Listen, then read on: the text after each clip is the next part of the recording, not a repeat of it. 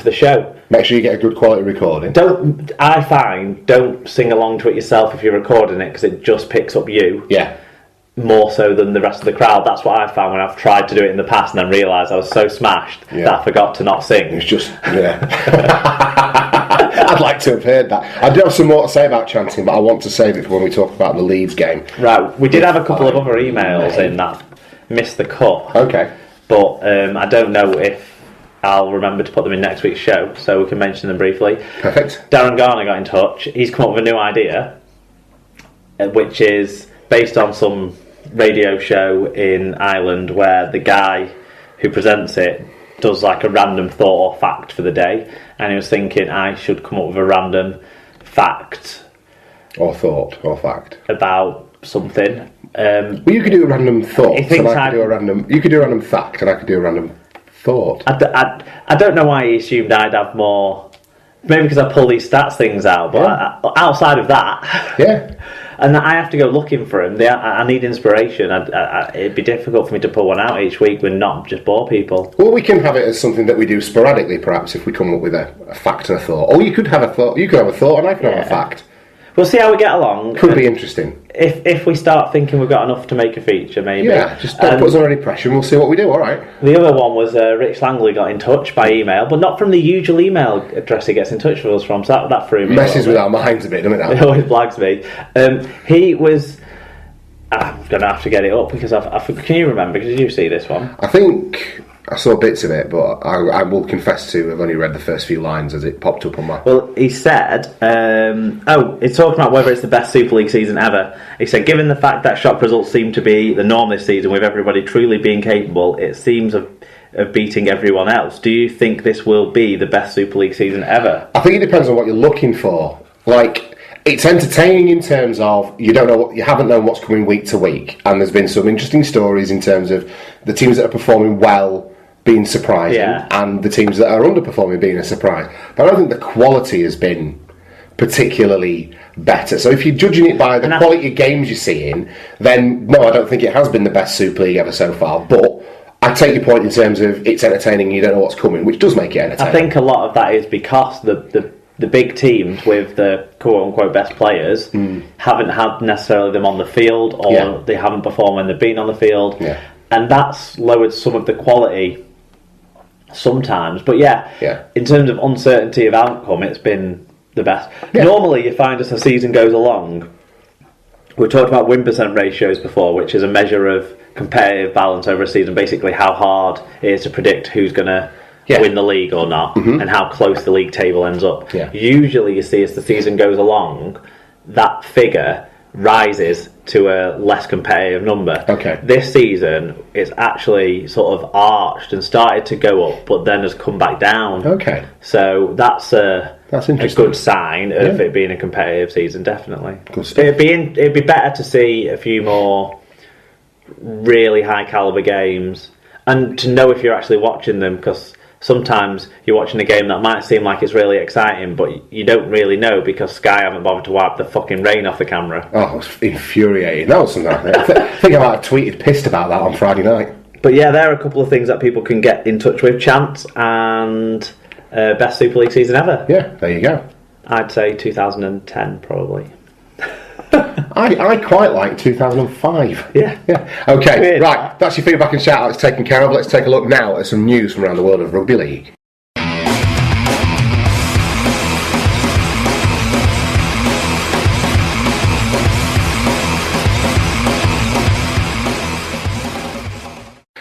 Right, so news this week, and we'll start with the Super League General Manager Blake Solly, who's going to be leaving his post in May to take up a role as the Chief Executive of the South Sydney Rabbitohs. The Australian spent 7 years in the RFL, of which the past 2 were served as General Manager. This is a fantastic opportunity to join one of the best, said Solly. South Sydney Rabbitohs are a powerhouse on and off the field, the most successful club in NRL history, with a passionate fan base and extremely strong board. It will be tough to leave a great group of people at the RFL and Super League, and I would like to thank the staff, clubs and fans for their support.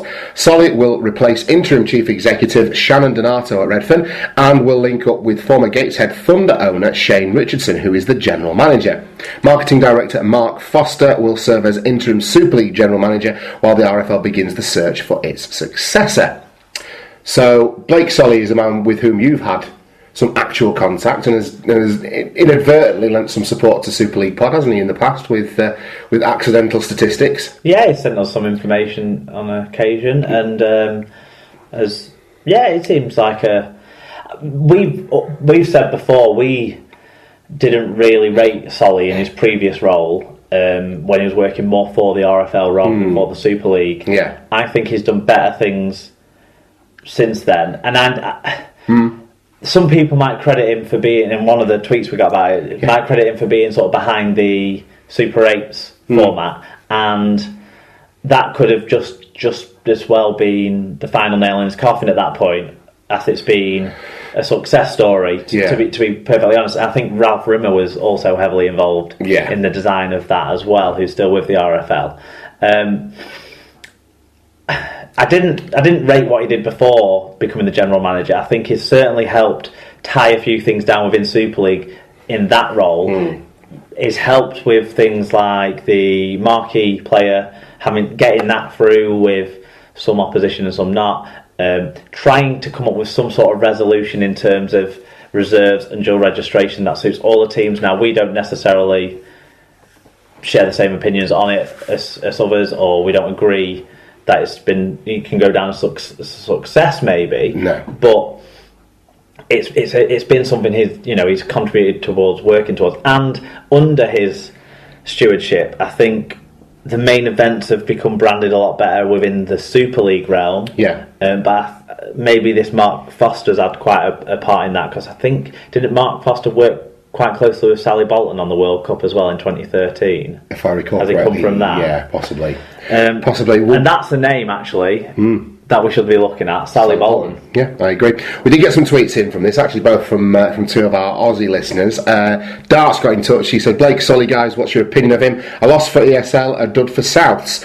Well, I think the jury's still out in some respects. I think I agree with you, really. I think the work he did for that couple of years with Super League is probably what he will want his legacy to be, and what he'll want to be remembered for his time working in the UK as an administrator of rugby league in general, particularly with things like the Magic Weekend sort of growing under his stewardship, and the way that they've managed to do that, and just the general kind of marketing of rugby league and things like that. And how involved he was in creating the Summer Bash. I don't know. The World Cup Series, though, he got that off the floor as well, didn't he? And kind of has been one of the drivers. I don't think he would have been a part of the Bash, but that.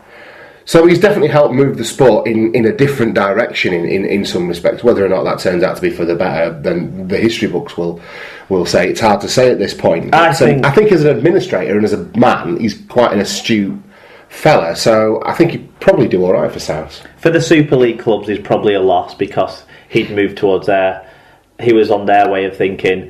The RFL maybe want more control again of that, which is a concern for me. For South, I think he should do fine. He's got a good background in the legal profession as well as administrative roles within the sport, and assuming he gets the backing and support rather than sort of someone looking over his shoulder and driving his decisions, which you kind of feel like he had before he got his new role. And then maybe it will work out. Paul Michael I'm Craig, sure that at South there isn't some overarching celebrity owner kind of. That's the concern, isn't it? The ego there, maybe that's a factor. But you've got to think that day to day the structure at South is professional enough for him to slot in and do his job. You just don't know how long a shadow someone like Russell Crowe actually casts at that club. Or Shane Richardson. Yeah, true. Paul Michael Craig got in touch. He said he came up with a Super 8s concept which united the three tiers again. Prior to that, UKRL was at war with itself. He also got the World Club Series off the ground. I reckon he'll be missed. I hope Super League get Richard Lewis back. No, leave him fucking walking around centre court. I think that'd be I don't think he did a terrible job, but I think it would be a backward step. Yeah, you can never go back.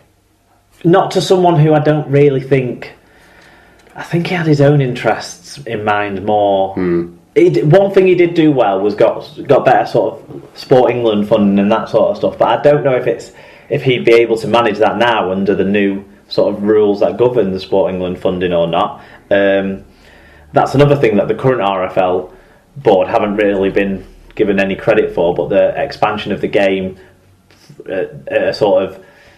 It's not really even grassroots level, but it's more getting more people participating in it with touch rugby and things like that has been really impressive. And there's other things that the RFL have done well in the period since Richard Lewis left. Like I said, Sally Bolton would be a name at the top of my list.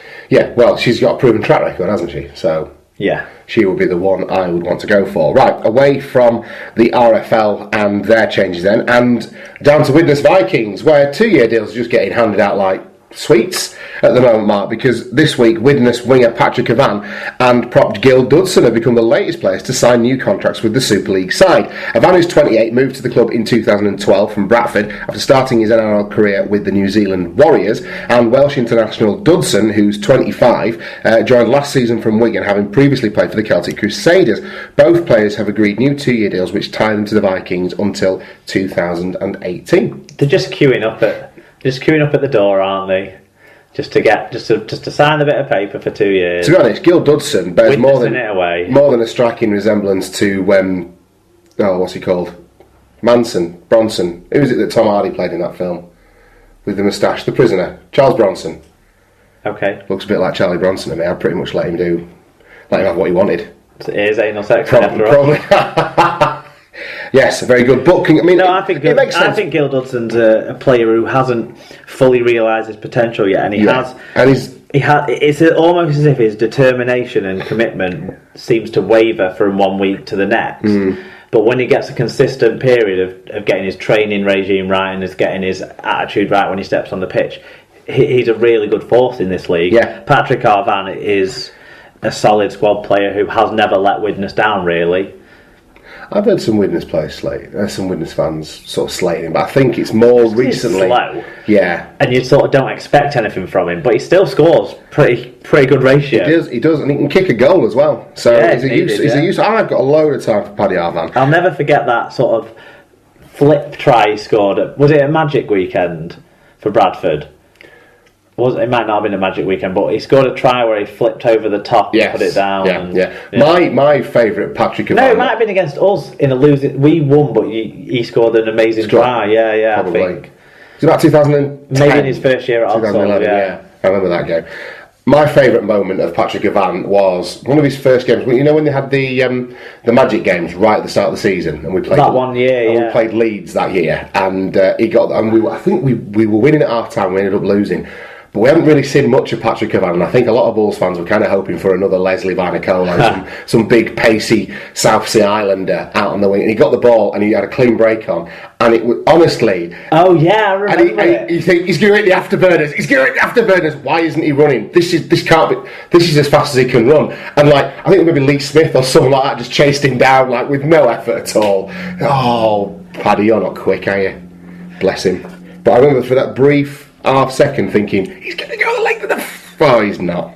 Well, there you go. He was along with Gil Dudson witnessed away. I like him. Right, Hull KR have signed up Matty Marsh, Kieran Moran and Joe Wardle onto new long-term contracts. Marsh has committed to a new deal that will keep him at the KC Lightstream Stadium until the end of 2018 at least, with an option for a further 12 months. Wardle, who can play at centre, wing or full-back, has signed a 4-year deal, whilst front row Morgan has penned a 3-year contract until the end of 2018. Moran.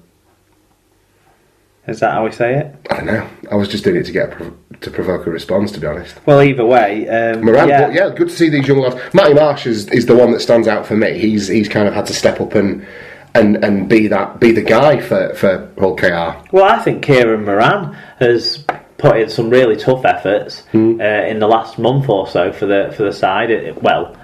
Tough relative to the rest of the soccer. Yeah, it's all by degrees. Yeah. Like I should say, Matty Marsh has played well by degrees. Yeah. You know, it's not. We're not saying that any of them set the world on fire. They've tied down some players who've had some learning opportunities this year. Let's say that. Let's put it this way: Hull KR and youth development aren't exactly two phrases that are synonymous with one another at the best of times. So this has got to augur well that at least they're. I don't know. Adam Walker, well, no, they do develop players for other people, like prison teams or for Hull FC. Right, Leeds Centurions have extended the loan of Richard Whiting until the end of the season. I thought he'd move permanently with the club.